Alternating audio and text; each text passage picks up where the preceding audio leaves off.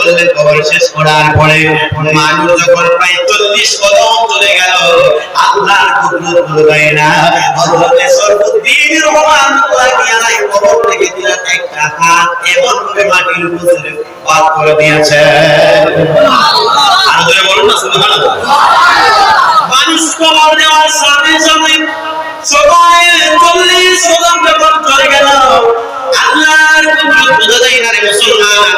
কুরবাতে আউলিয়া কিতাবের মধ্যে আসলো আল্লাহর ওলি শরফুদ্দীন রহমাতুল্লাহ আলাইহি 40 কদম বাড়িতে যাওয়ার আগে তিনি কবর থেকে হাত একটা এমন ভাবে বাহির করে দিলেন, এমন ভাবে বাহির করে কি দেবে একটা এমন ভাবে রেখে দিয়েছেন। ওই এলাকার মানুষ যারা ছিল, ওই হুজুরের মুরিদ